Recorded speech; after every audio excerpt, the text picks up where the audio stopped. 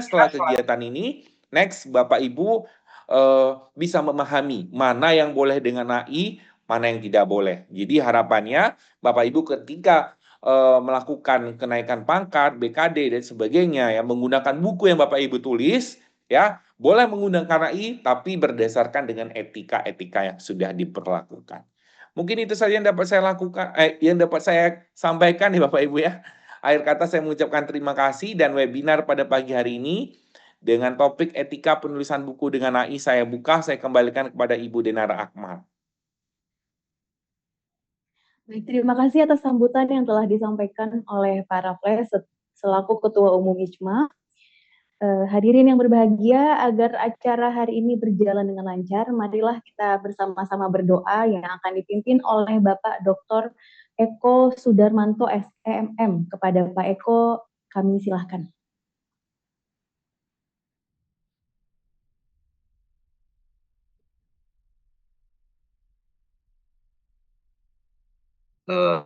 Baik, terima kasih Bu Nara atas waktunya. Bapak Ibu yang saya hormati, sebelum kita lanjutkan ke acara inti, mari kita berdoa bersama menurut agama dan keyakinan masing-masing dan akan saya pandu dengan cara Islam. Bismillahirrahmanirrahim. Alhamdulillahirrabbilalamin. Allahumma shalli ala Muhammad wa ala Muhammad. Ya Allah, Tuhan yang Maha Kuasa, segala puji dan syukur kami panjatkan kehadirat-Mu atas limpahan rahmat, hidayah, serta kasih sayang-Mu, sehingga pada pagi hari ini kami dapat kumpul dalam kegiatan webinar yang diselenggarakan oleh Ikatan Jenderal Muda Akuntansi IJMA dengan tema Etika Penulisan Buku dengan AI, Jaga Integritas Menggunakan Teknologi. Ya Allah, Tuhan yang Maha Bijaksana, kami mohon kepadamu, berikanlah keberkahan dan kelancaran kepada acara kami hari ini. Bimbinglah para pengurus IJMA agar selalu ikhlas, profesional, dan bijaksana dalam menjalankan amanah organisasi demi kemajuan ilmu pengetahuan dan akuntansi di masa depan. Ya Allah, Tuhan yang Maha memberi ilmu, kami mohon rahmat dan petunjuk-Mu bagi seluruh panitia yang telah berusaha dengan tulus untuk menyelenggarakan kegiatan ini. Jadikanlah jerih payah mereka sebagai amal kebaikan yang mendatangkan ridho-Mu. Ya Allah, Tuhan mengatur, limpahkanlah hikmah dan keberkahan-Mu kepada narasumber kami hari ini, Bapak Dr. Nicholas Rinaldo, SMM, yang telah meluangkan waktu untuk berbagi ilmu dan pengetahuan kepada kami semua. Kabulkanlah kepadanya keikhlasan, kesehatan, agar beliau terus dapat menginspirasi banyak orang. Ya Allah, Tuhan Maha mendengar, kami memohonkan keselamatan, keberkahan, dan kemanfaatan ilmu bagi seluruh peserta kegiatan ini. Jadikanlah ilmu yang kami peroleh pada hari ini sebagai bekal untuk meningkatkan kualitas diri kami dalam berkontribusi pada masyarakat, bangsa, dan negara. Ya Allah yang Maha Pengampun, ampunilah dosa-dosa kami, dosa kedua orang tua kami, para guru dan dosen kami. Hindarkanlah kami dari rasa sombong atas ilmu yang kami miliki, dan jadikanlah kami pribadi yang rendah hati, serta selalu haus akan pengetahuan. Ya Allah yang Maha berdoa, perkenankanlah doa dan harapan kami ini. Jadikanlah langkah awal yang penuh berkah untuk membuka wawasan dan pemahaman kami dalam menggali etika riset dan penulisan buku yang lebih baik di masa depan. Rabbana atina fid dunya hasanah wa fil akhirati hasanah wa qina adzabannar. Walhamdulillahirabbil alamin. Terima kasih. Assalamualaikum warahmatullahi wabarakatuh. Waalaikumsalam warahmatullahi wabarakatuh. Terima kasih kami aturkan kepada Pak Eko yang sudah memimpin doa pada hari ini. Baik Bapak Ibu, selanjutnya izinkan saya membacakan warta IJMA. Dimohon kepada Pak Dandi untuk share screen warta IJMA.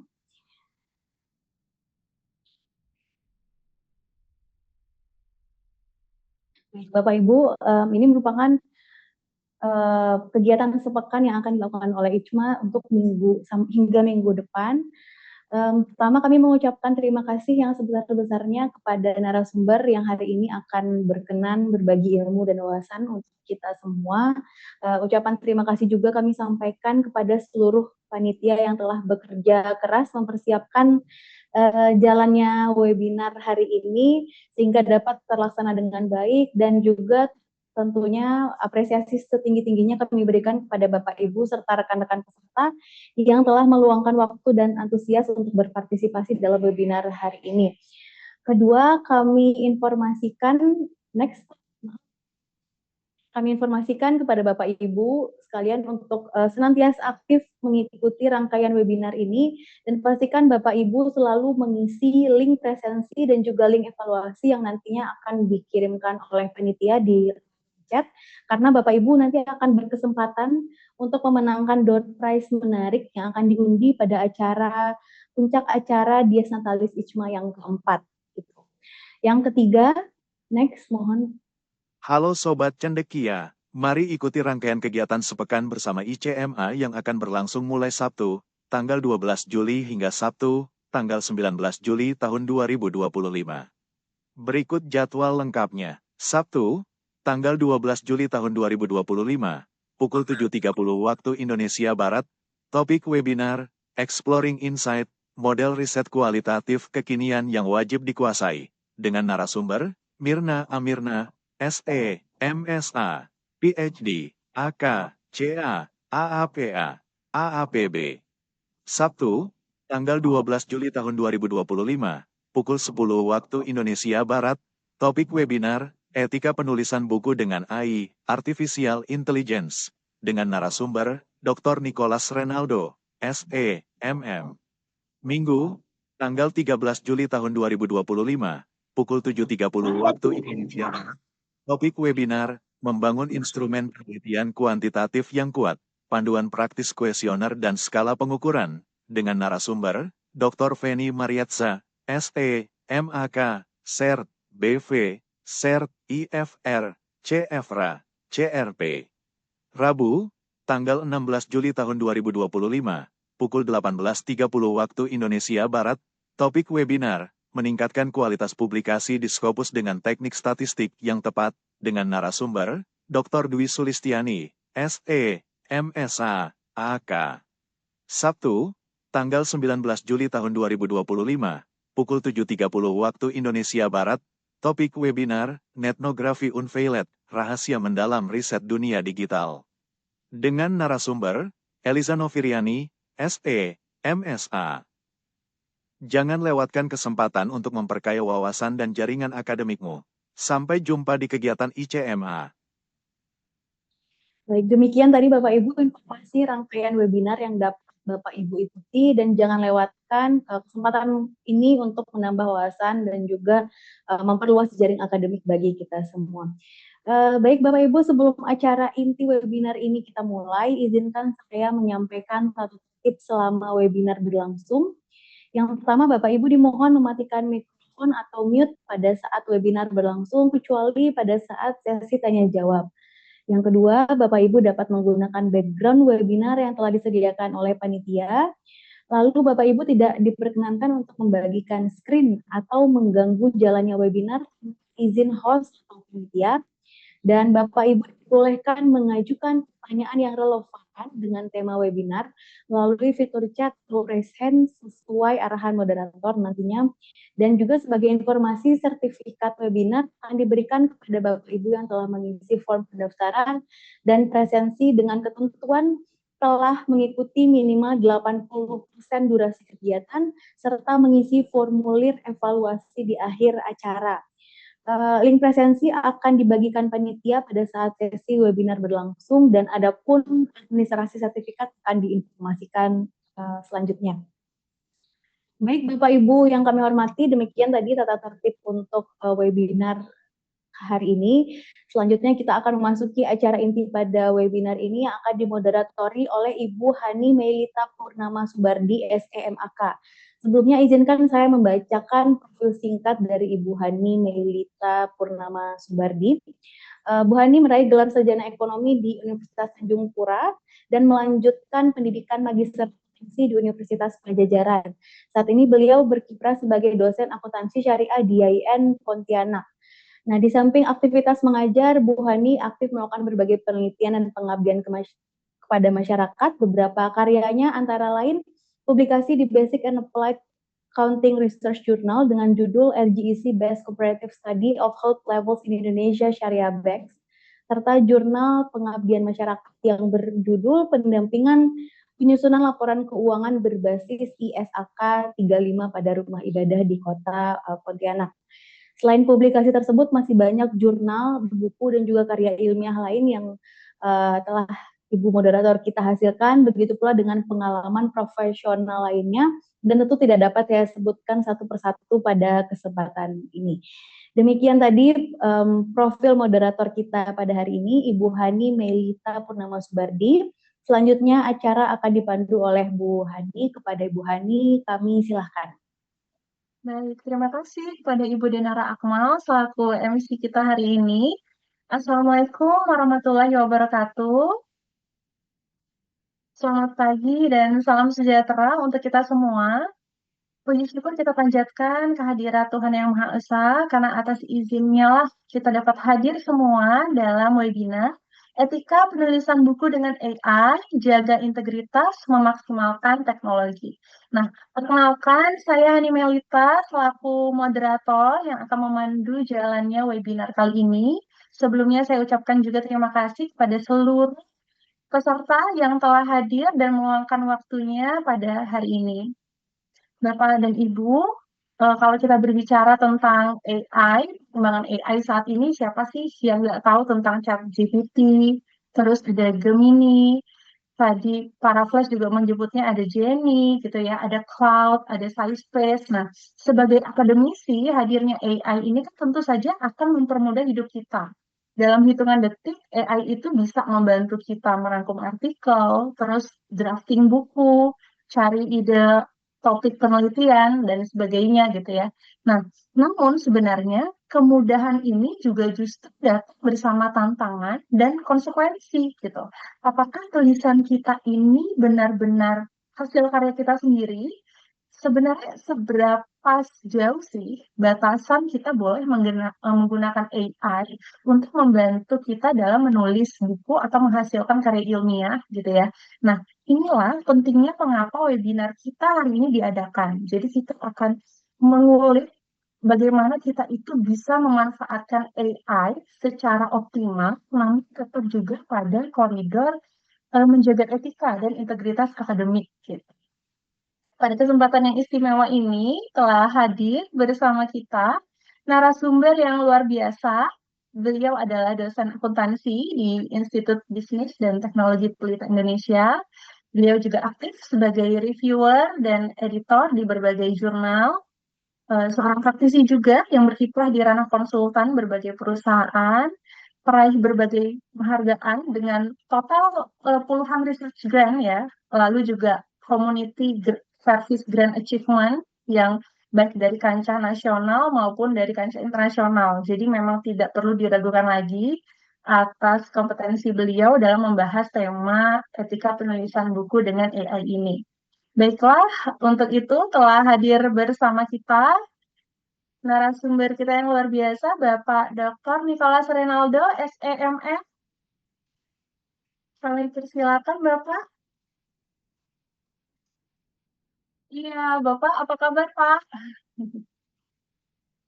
Kabar baik.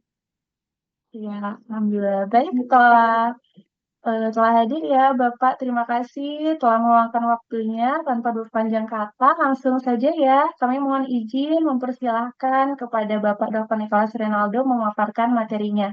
Kepada Bapak Nicholas, waktu dan layar kami persilahkan. Terima kasih Ibu Hani selaku moderator pada webinar hari ini. Saya izin menggunakan dua device ya. Baik.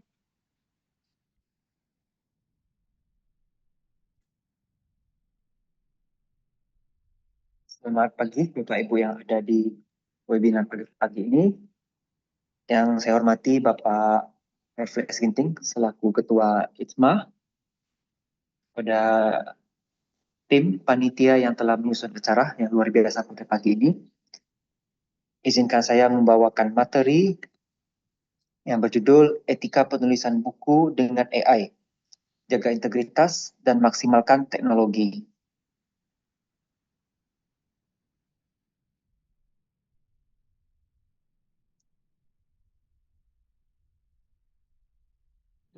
profil.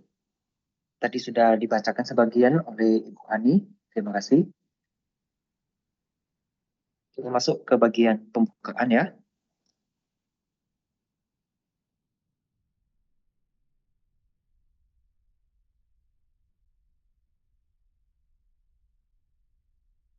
Nah, latar belakang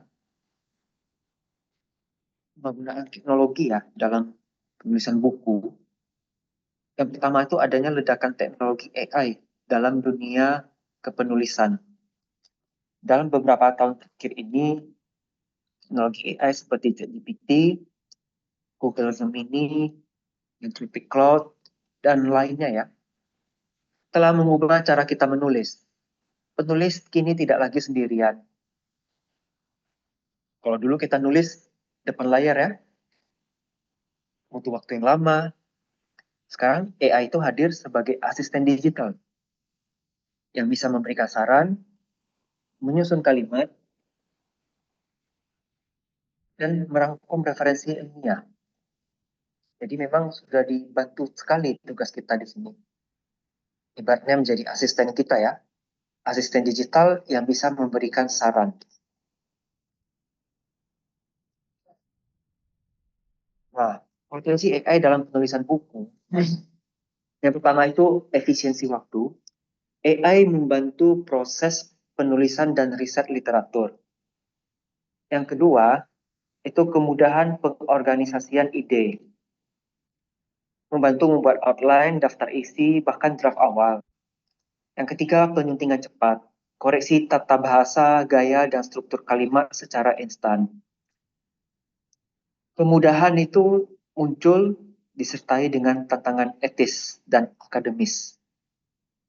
Plagiarisme tak disengaja karena penggunaan konten yang berulang, yang mirip karya terdahulu.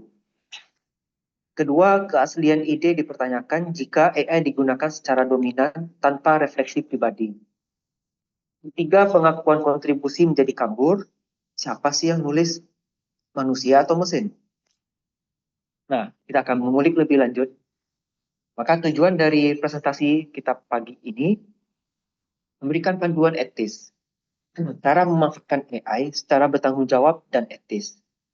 Kemudian menjaga integritas akademik, tidak hanya tergoda oleh efisiensi, tapi juga ada standar integritas yang ilmiah. Kemudian menyadarkan posisi AI bahwa itu alat bantu kita. Karena profesional, kredibel, dan etis. Nah, peran AI dalam penulisan banyak dulu dari fungsi dan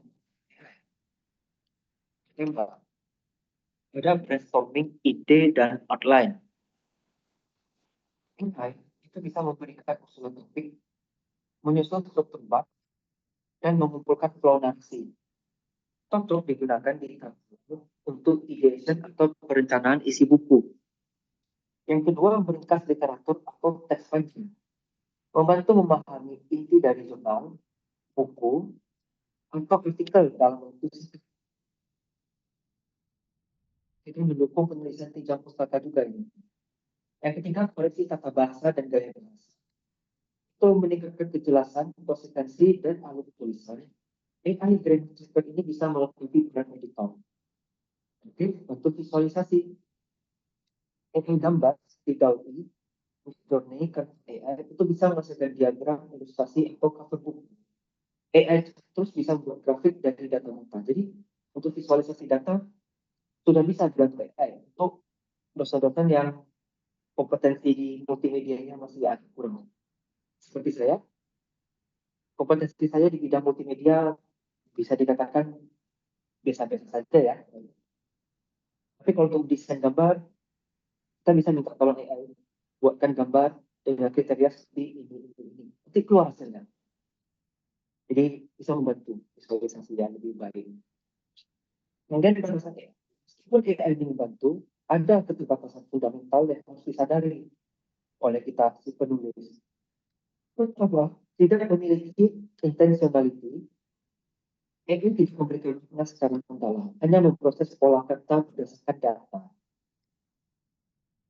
Ini nanti mengacu pada halusinasi. Itu yang ketiga nanti ya.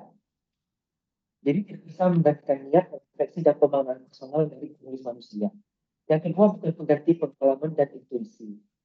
AI tidak memiliki pengalaman hidup atau budaya. Nilai seperti empati, etika, dan moral itu tidak hanya bisa ditulis dengan intuisi kita manusia. Maka saya sering katakan kepada mahasiswa dan rekan-rekan, manusia adalah manusia. Bahasa yang tulis juga bahasa manusia. Tetapi kalau AI itu adalah bahasa robot.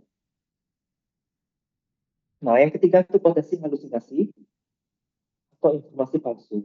AI kadang membuat referensi fiktif, mengarah ke tipe atau menyajikan data yang keliru.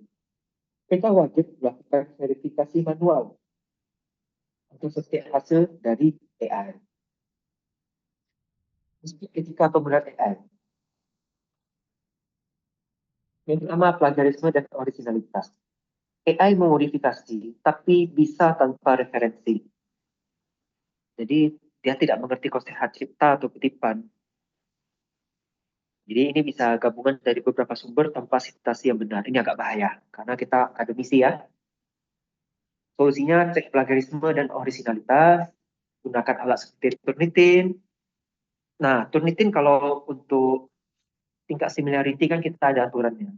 Di POPAK 3-25%. Tapi, kalau untuk AI writing, sampai saat ini saya belum ketemu aturannya di Indonesia. Tapi di beberapa publisher jurnal di luar negeri, termasuk buku ya, ada yang membatasi penggunaan AI, hanya boleh sekian persen, hanya boleh 25% misalnya, jadi bagus. Ada juga yang betul-betul melarang penggunaan AI. Jadi kalau kedeteksi AI langsung ditolak artikel kita, sama buku kita. Ini yang harus kita perhatikan, Bapak Ibu, selaku akademisi. Menggunakan AI tulisan bukan untuk menggantikan suara asli Anda sebagai penulis.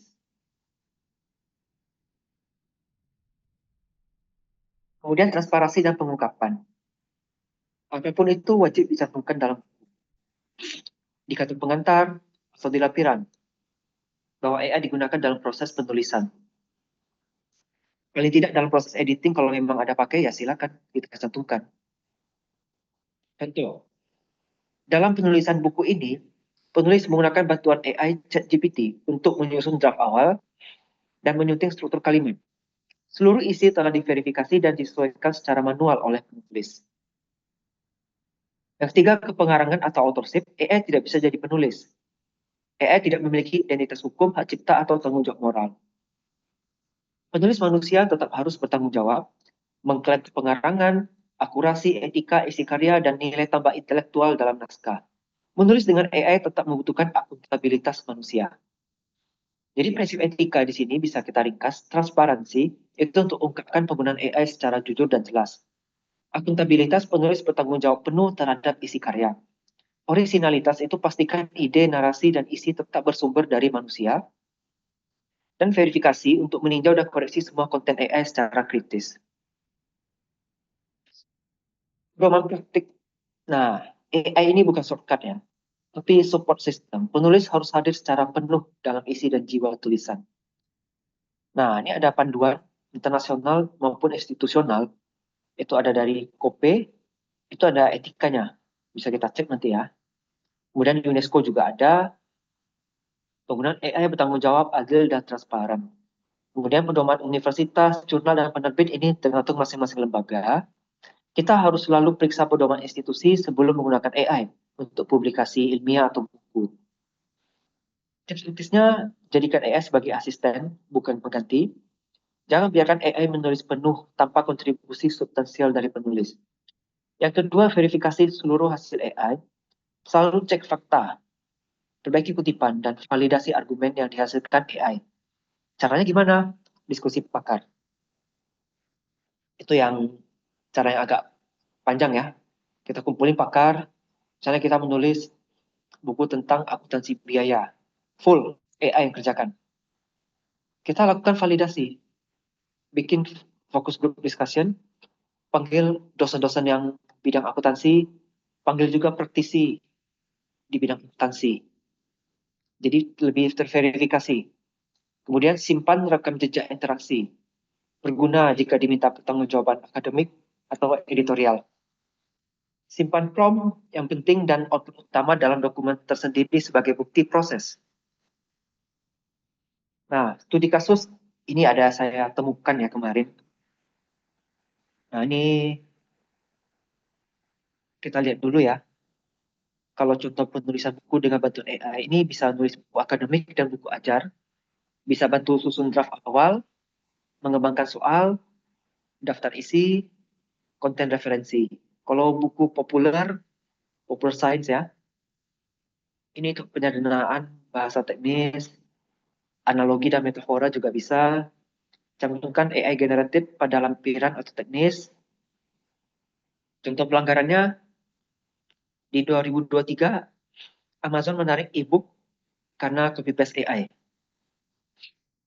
Ini memicu diskusi global tentang spam literatur dan keaslian konten digital.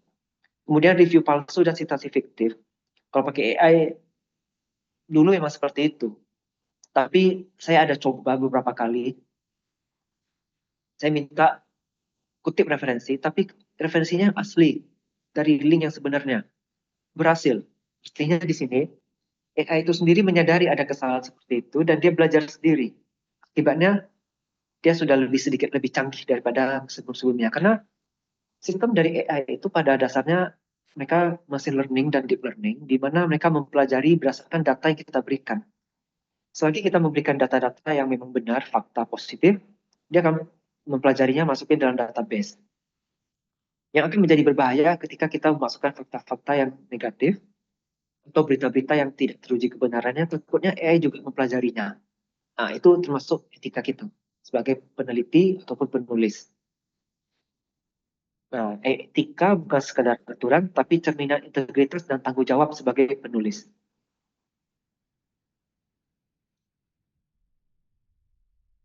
Nah, berikutnya adalah tantangan dan masa depan, evolusi teknologi dan adaptasi etika.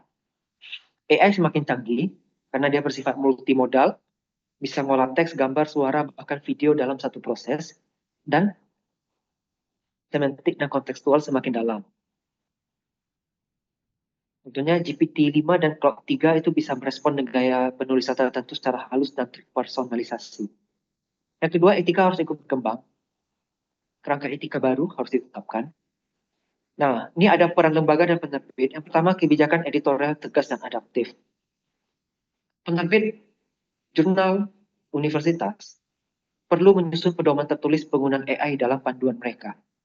Apalagi kita cerita skripsi. Kalau skripsi, tidak bisa dipungkiri mahasiswa pasti banyak pakai ya. Kalau terlalu sering pakai AI, takutnya nanti nggak bisa berpikir lagi mereka. Nah, kemudian pelatihan etika digital dan literasi AI, pemahaman tentang fungsi dan batasan AI, kemudian evaluasi dan verifikasi AI. Bahasa AI dalam kepenulisan tidak hanya ditentukan oleh teknologi, tapi oleh kebijakan dan kesadaran moral kita bersama. Kesimpulan, AI itu alat, bukan pengganti. Secerdas apapun, jiwa tulisan tetap datang dari manusia. Intelektualitas, kreativitas, dan nilai-nilai tidak bisa digenerate oleh mesin. Etika adalah pilar penulisan. Etika penggunaan AI bukan sekedar formalitas, tapi tanggung jawab moral dan akademik. Kredibilitas penulis bergantung pada transparansi, kejujuran, dan akuntabilitas dalam proses menulis. Maksimalkan teknologi, jaga integritas. Kita tidak boleh takut pada teknologi, tapi kita juga tidak boleh menyerah pada kemudahan. AI harus dimaksimalkan dengan pengawasan, kesadaran, dan komitmen terhadap integritas. Ini sudah inspirasi ya. AI bisa menulis kata-kata, tapi hanya manusia yang bisa menulis makna.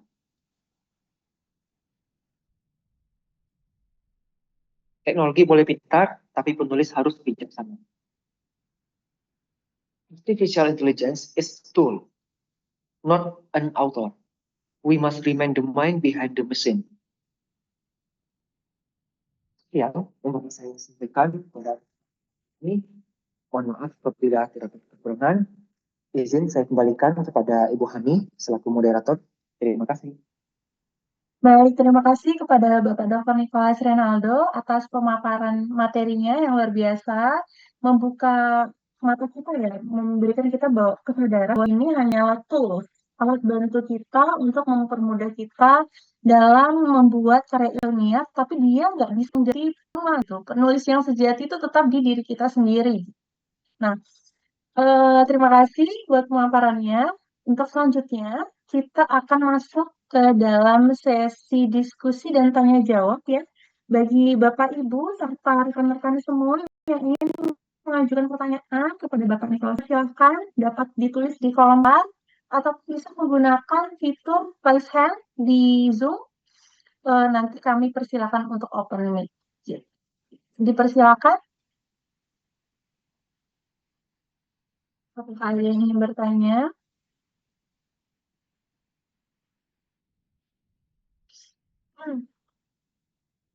Baik, sambil menunggu para peserta untuk raise hand ataupun menuliskan di kolom chat box, mungkin dimulai dari saya dulu ya, Bapak Nicholas, izin bertanya. Tadi kan sempat dibahas juga oleh Bapak tentang pentingnya mencantumkan dalam buku itu memakai AI gitu ya. Misalnya kita nulis draft atau menulis buku gitu, kita harus menyatakan bahwa misalkan draft awal ini disusun menggunakan ChatGPT kayak gitu. Nah, sebenarnya seberapa wajib disclosure ini kita lakukan? Apakah ini juga berlaku nantinya untuk penelitian, jurnal penelitian dan karya ilmiah lainnya, gitu Pak? Ya, pada dasarnya memang harus ada diberitahukan. Maaf Bapak, suara Bapak nggak kedengaran seperti Ya. Jaringannya. Kalau sekarang terdengar Agak masih kurang jelas Pak. oke. Nah, kalau berarti kan pada dasarnya dicantumkan. Baik itu hanya memang untuk perusahaan draft ataupun hanya sekedar untuk editing, supaya untuk menjaga integritas dan kualitas dari karya kita. Harus ada. Bapak Nicholas, mohon suaranya masih belum kedengar. Halo? Halo? Iya. Nah, ini sudah Pak, sudah bisa nih. Oke. Ya, pada dasarnya memang semuanya tetap harus dicantumkan. Meskipun itu membantu penyusunan kerangka misalnya ya. Kita bikin isi, tapi kalau kerangka dibantu. Tetap kita harus cantumkan supaya menjaga integritas seperti itu.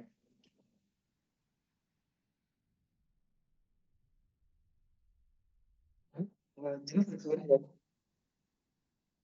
Halo? Bapak, mohon suaranya hilang lagi. Ya, kedengaran lagi.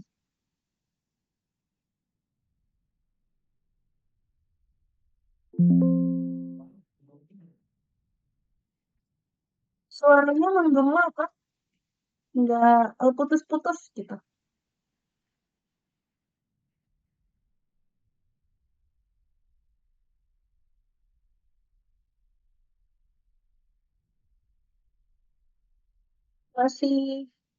Masih ini suaranya masih putus-putus Pak.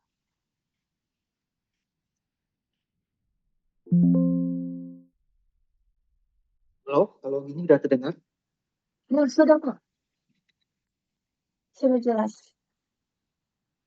Kalau di sini udah jelas belum suaranya? Walaupun masih ada hilang sedikit suaranya, tapi lebih jelas yang sekarang. Maaf atas ketidakadilan. Ya, kalau untuk penulisan, meskipun hanya untuk draft dan isinya tetap kita bikin sendiri, tapi kalau di bagian awal sudah cantumkan AI, sudah menggunakan AI, ya kita harus tentukan bahwa kita memang ada menggunakan bentuk AI dalam penulisan karya ilmiah untuk menjaga integritas dan validitas dari karya ilmiah kita.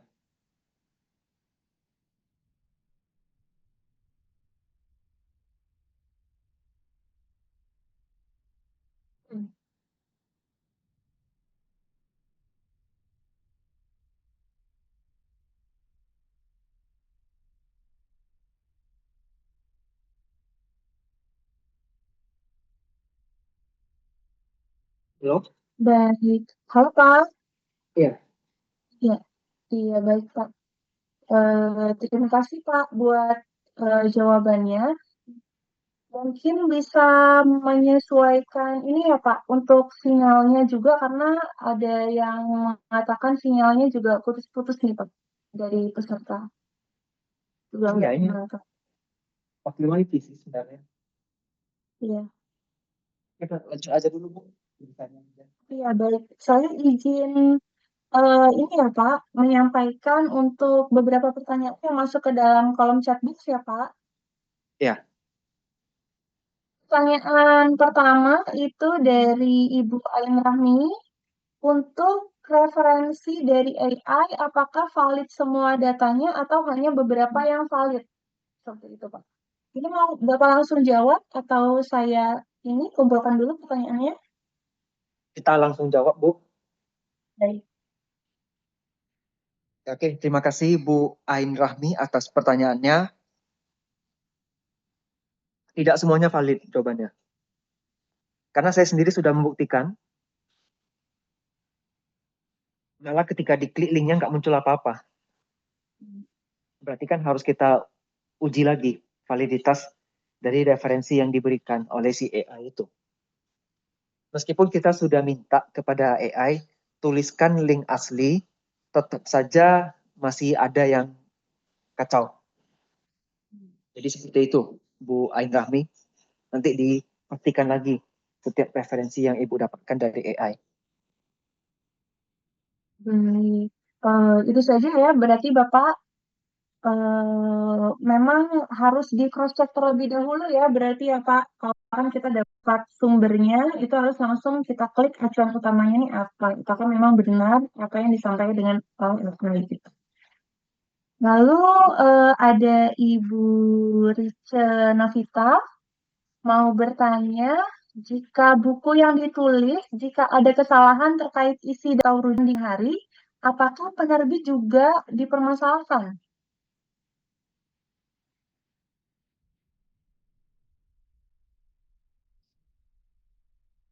Kalau ada kesalahan, kalau bisa beda buku sih, gimana bilangnya?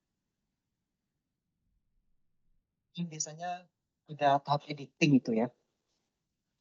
Editor buku itu yang memastikan isi dari buku sebenarnya. Jadi maksimalkanlah tugas editor itu. Kemudian,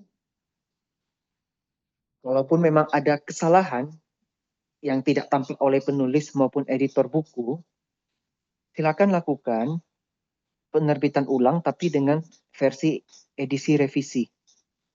Biasa sering kita nampak buku edisi revisi 1, revisi 2, dan seterusnya. Itu kan biasanya memang ada penambahan bab ataupun ada pembaruan konten di dalamnya.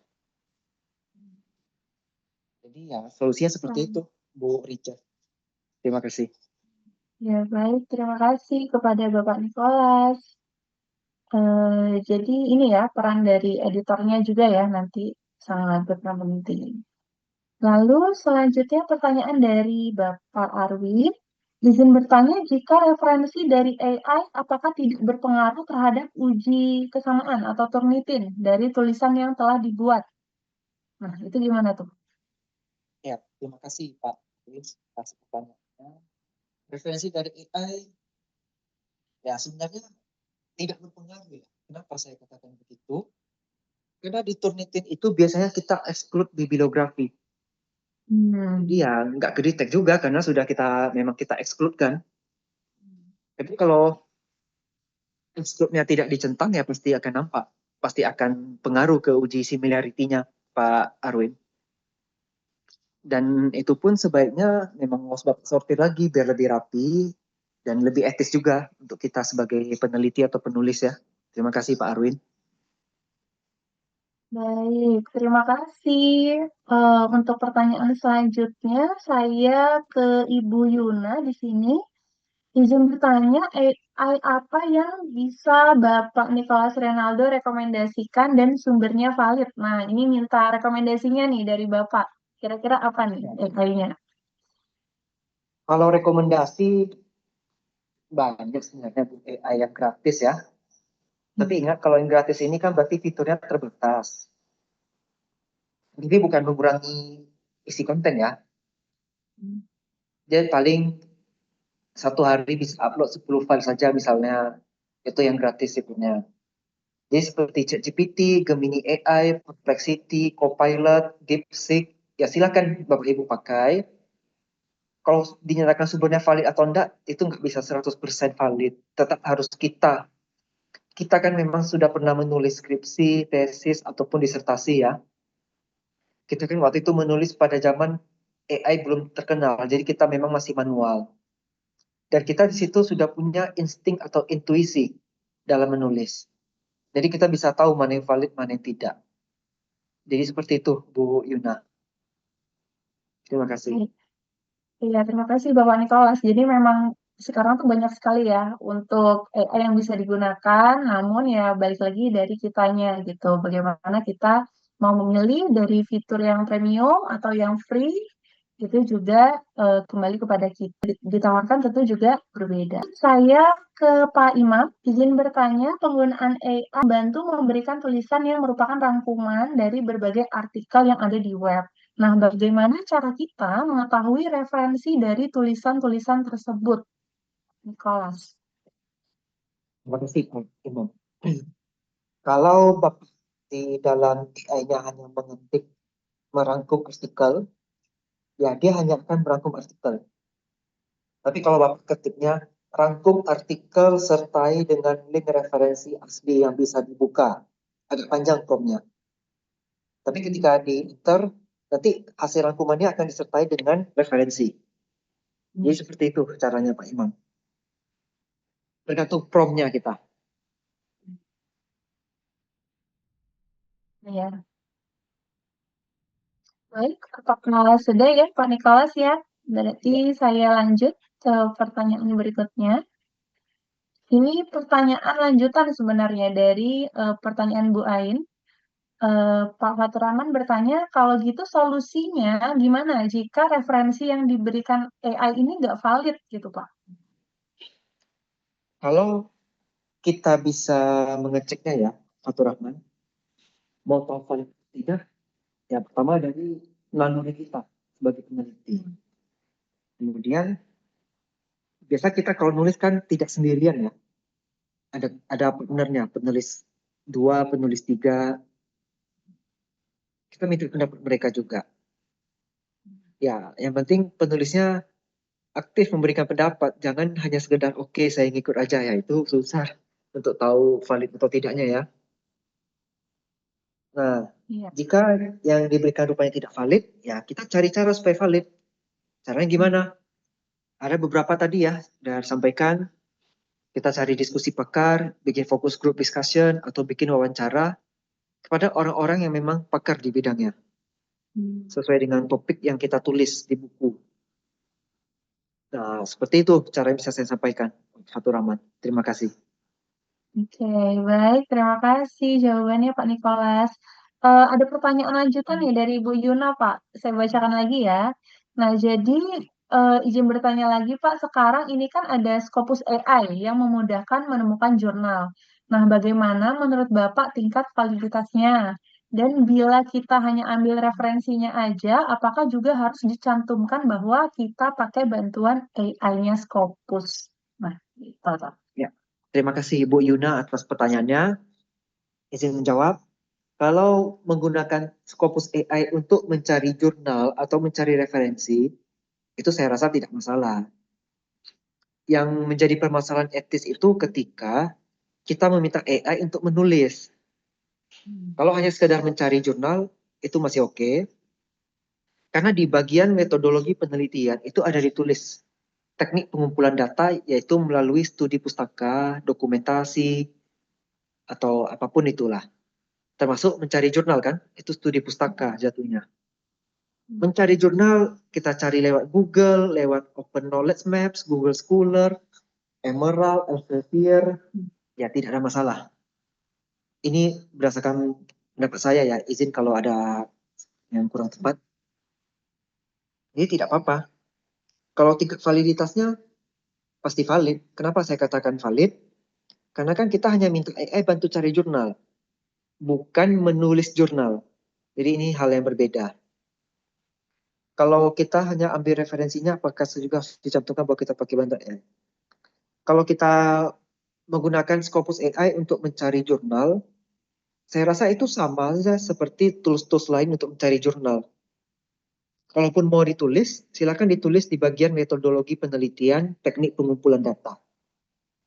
Seperti itu, Bu Yuna. Terima kasih. Baik, terima kasih Bapak Nicholas jawabannya. Lalu ada pertanyaan selanjutnya dari Ibu Dina. Bapak share promnya agar, Bapak apakah boleh share promnya agar komplit dengan referensinya yang valid? Nah, Ya, saya ketik aja ya. Iya, saya ketik aja di sini. ya baik, terima kasih Pak. Ini bakal diketik ini.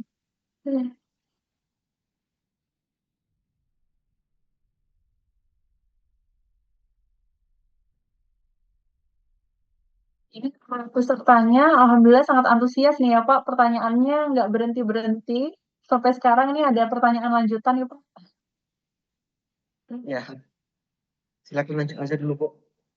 Baik Bapak, ini saya izin untuk dari Bu Mita, Pak Nicholas izin bertanya bagaimana AI dapat dideteksi, sementara prompt yang diberikan sangat beragam dan spesifik sesuai dengan kebutuhan, dan berapa persen ada toleransi terhadap penggunaan AI ini dalam penulisan artikel atau buku. Terima kasih. Ya, terima kasih Bu Mita. Bagaimana AI dapat dideteksi? Kita pakai AI detection atau AI plagiarisme. Itu kalau kita pakai Turnitin yang instructor itu bisa kedetek gitu. Jadi pakai Turnitin bisa atau pakai tools yang ada di web. Itu ada yang gratis juga ya, ada yang berbayar, silakan dipakai. Berapa persen toleransi? Kalau di POPAK dan POBKD belum ada nampak itu. Karena sejauh ini adanya similarity 3-25%. Kalau untuk AI writing belum ada. Tapi di beberapa publisher jurnal ataupun buku ada minta maksimal 50 atau maksimal 25%. Ada itu. Tapi kalau secara global belum ada panduannya. Makanya sebaiknya memang harus ada nih. Supaya tidak kemana-mana hasil tulisan kita ini. Mungkin ke depannya ya Pak ya, bakal ada aturan itu ya. Harusnya ada. Karena AI ini sudah menjadi teman hidup kita sekarang ini. Ya, di ICMA juga ada ya, Komite Etik Penelitian. Mungkin dari bagian itu, bagian etik, bisa didiskusikan ya, lebih lanjut mengenai AI ini. Iya. Baik, terima kasih Pak Nicholas untuk jawabannya. Nah, ini ada lagi nih Pak. Dari Bu Dina, apakah prompt ini sama untuk menulis buku Pak? Terima kasih. Ya, Bu Dina, pada dasarnya sama. Tinggal Ibu ganti saja ini untuk kategorinya buku. Apapun yang kita ketik, AI pasti akan menjawab. Maka itu, apapun yang kita tanyakan harus pertanyaan yang valid, supaya AI juga memberikan jawabannya yang valid. Seperti itu, Bu Dina. Jangan sampai bertanya yang aneh, nanti AI berjawabannya dengan cara halusinasi, seperti yang saya paparkan tadi di PPT ya. Begitu, Bu Dina. Baik, terima kasih Pak Nicholas. Mungkin kalau untuk semakin detail, maka semakin akurat juga ya. Maksudnya semakin detail juga ya si AI-nya itu akan memaparkan gitu. Apa Betul. yang diminta sama kita. Benar. Ya. Lalu pertanyaan dari Pak Tom, adakah AI gratis yang bisa upload misalnya 10 atau 20 jurnal ataupun PDF book, kemudian minta dia ambil poin-poin dari jurnal tersebut untuk diadopsi di jurnal kita? Atau AI apa yang kuat untuk hal ini yang berbayar? Oke. Terima kasih Pak Tom atas pertanyaannya. Kalau sekedar mengupload selagi ukuran filenya kecil pakai ChatGPT gratis itu masih bisa. Saya udah pernah coba. Tapi kalau filenya udah besar nanti dia akan di cooldown itu istilahnya. Jadi kita cooldownnya nunggu 12 jam. Setelah 12 jam baru bisa pakai lagi untuk mengupload. Jadi kalau mau kita masih versi gratis, usahakan filenya kecil kita kompres saja. Ataupun kalau filenya memang masih sangat besar, ya terpaksa kita angsur-angsur kerjanya. Nggak bisa langsung 1 hari, tapi nunggu 12 jam.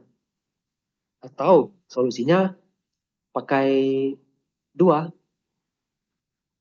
Kita bikin 2 akun Dua misalnya. akun. 2 akun. Sama-sama ChatGPT, tapi buka di browser yang berbeda ya. Kalau di browser yang sama dia nggak mau. 10 file upload di browser A, 10 file lagi upload di browser B. Kan nanti akan terblokir lah, kita nggak bisa upload lagi kan karena sudah maksimum. Tapi kan kalau hanya ngetik prompt biasa pakai tulisan masih bisa itu. Jadi hasil analisis dari browser B itu yang berupa tulisan dari ChatGPT itu kita copy paste ke ChatGPT yang di browser A. Jadi kan sama-sama komprehensif, jadinya sudah tergabung semua ceritanya situ. Kalau Pak Tom mau pakai yang berbayar, ya silakan. Kalau berbayar itu unlimited. 1 hari mau berapapun bisa. Seperti itu ya Pak Tom. Itu cara mengakalinya. Baik. Jadi kalau misalkan mau yang free, itu mungkin 2 akun ya Pak ya, jadi biar bisa berjalan juga beriringan. Tapi kalau misalkan yang berbayar, kalau berbayar dia lebih fleksibel karena dia unlimited gitu. Iya, betul Bu. Dan yang berbayar pun kita mau minta bikin gambar bisa banyak. Tapi kalau yang gratis mau bikin gambar 1 biji aja nunggu agak 1 jam itu. Ya lama ya. Iya. Tapi untuk dari segi keakuratannya bagaimana Pak? Apakah yang free dan yang berbayar itu berbeda tingkat ininya Pak? Jawaban yang diberikan gitu. Lebih lengkap yang mana? Ini saya jawab berdasarkan pengalaman pribadi. Saya ada pakai yang berbayar, hasilnya lebih bagus. Ya, berarti memang harus ada pengorbanan juga di kitanya ya. Jangan cuma ngandalin yang gratis ya.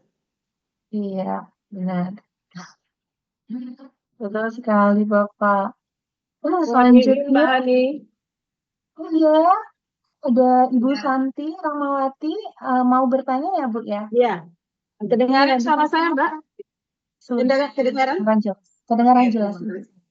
Ya, begini Mbak, saya mau nanya. Misalnya, apa ya tadi? Oh ya begini, misalnya saya mau ambil literasi dari referensi dari AI, terus di AI itu yang citasi belum ada. Nah itu kira-kira valid nggak? Bisa nggak dibikin referensi untuk misalnya artikel kita atau untuk penulisan buku? Nah takutnya kalau memang dia belum disitasi itu mungkin bisa saja discontinue atau gimana. Nah itu aja pertanyaan saya Mbak. Makasih. Iya, baik. Terima kasih Ibu Santi. Izin Bapak, apakah mau langsung dijawab? Iya. Saya agak kurang nangkep pertanyaannya. Maksudnya citasi AI gitu ya? Gimana Bu Ani? Jadi ada referensi gitu ya Ibu Santi. Ada referensi yang ditampilkan di AI, namun belum ada yang mensitasi. Seperti itu ya? Oh, Bu Santi. jangan. Kalau itu jangan Bu. Agak bahaya ya. Ya, sebenarnya dihindari yang seperti itu. Iya. Bu Santi, apakah sudah terjawab pertanyaannya? Oh iya, makasih Mbak. Iya, sama-sama Ibu Santi. Kita lanjut ke kolom chat ya Pak. Ada lagi yang bertanya. Ini Masya Allah hari ini Pak luar biasa sekali antusiasnya tentang materi Bapak. Ini banyak sekali yang bertanya. Pak referensinya di bagian bibliografi apa ya Pak? misalkan banyak dari pendapat ChatGPT yang kita masukkan. Apa ada referensi daftar pustaka boleh masuk atau hanya di statement metodologinya saja? Pertanyaan oleh Pak Tom. Ya, terima kasih Pak Tom atas pertanyaannya. Kalau kita melihat pendapat ChatGPT, kalau dia nggak ada cantumin daftar pustakanya ya agak sulit kita lakukan citasinya. Jadi nggak bisa masukin sembarangan. Kecuali kita minta ChatGPT-nya langsung tampilin link yang benar. Jadi ketika kita klik, memang betul mengarah ke buku atau ke jurnal. Nah, itu baru boleh kita bisa masukin. Tapi kalau enggak, ya kita hanya bisa statement saja di metodologi atau di lampiran. Ya, seperti itu ya, Tom. Banyak dilemanya kalau kita berbasis AI ini. Ya. Jadi memang sebaiknya pilih yang memang ada referensi yang valid ya Pak. Karena kalau misalkan nggak ada referensi, jadi jatuhnya opini gitu ya. Nggak ada sumbernya. Baik, terima kasih. Mungkin ada pertanyaan lagi di kolom chat maupun kalau mau raise hand boleh. Ada dari Pak Herwidoyo yang bertanya kalau hasil dari AI sudah kita paraphrase sehingga tidak terdeteksi plagiarism, apakah itu masih tergolong beretika, Pak? Nah, iya pertanyaannya juga bagus nih. Ya, terima kasih Pak Heru. Ini juga dilema ini. Kita nulis pakai robot, bahasa robot, terus kita bikin jadi humanize. Jadinya tidak terdeteksi lagi robot. Kalau kita bertanya pada diri kita sendiri, apakah ini benar? Rasanya enggak, kalau saya ya. Karena tetap aja kita harus cantumin bahwa kita pakai AI, terus kita pakai lagi AI untuk menghumanize bahasa. Nah, itu agak rentan itu. Kalau deteksi plagiarisme sih enggak, berarti kan sudah aman ya. Similarity kurang, AI ratingnya juga berkurang. Tapi secara etika kurang cocok, Pak. Seperti itu, Pak Heru. Banyak pertentangan ini ya, karena zaman udah canggih nih. Apalagi kalau kita dosen berdebat dengan mahasiswa soal penggunaan AI, itu tidak akan selesai, Bapak Ibu. Maka itu kita harus berdamai dengan AI. Mahasiswa cari cara, kita harus lebih pintar lagi ngatasi mereka. Seperti itu ya, Bu Hani, Pak Heru. Iya, iya baik, terima kasih Pak. Lalu bagaimana ini lanjutan dari pertanyaan Pak Heru sebenarnya? Ini kan masalah tentang paraphrase ya Pak ya. Kalau dari AI kita paraphrase gitu. Tapi bagaimana jika kita melakukan pengungkapan itu di dalam penelitian atau bukunya? Bahwa ini dibantu sama AI gitu. Berarti masih hitungannya beretika nggak nih Pak? Iya, masih itu kategorinya beretika, tapi sampai sekarang kan standar etika tuh belum ada. Kita nggak tahu nih, sampai batas mana etika itu diizinkan. Karena saya sendiri tidak ada pedoman, jadi nggak tahu gimana. Tapi kalau ada pedoman, baru saya bisa katakan ini beretika atau tidak beretika. Kalau 100% menggunakan AI, kalau publishernya mengizinkan, ya berarti itu kita tidak melanggar etika, Bu. Semua tergantung standar siapa yang nerbitin standar itu. Berarti kita orang accounting kan? Kita orang accounting punya banyak sekali standar. PSAK, SAK ETAP, IFRS, dan apapun lah itu. Belum lagi menyesuaikan dengan standar pajak. Kementerian Keuangan lagi. Mau pakai yang mana? Diakui di pajak, belum tentu diakui di akuntansi. Diakui di akuntansi, belum tentu diakui di pajak. Sehingga muncul yang namanya koreksi kan? Iya. Nah, sama dengan ini juga. Standarnya belum jelas seperti apa. Mau pakai standar si A, standar si B, belum. Seperti itu ya. Ya, ini sama-sama belajar kita ya, Bapak Ibu. Iya. Terima kasih Pak Nikolas. Ini diskusinya seru banget nih jadinya. Bapak Ibu mungkin ada pertanyaan lagi? Bisa raise hand ataupun drop di kolom chat.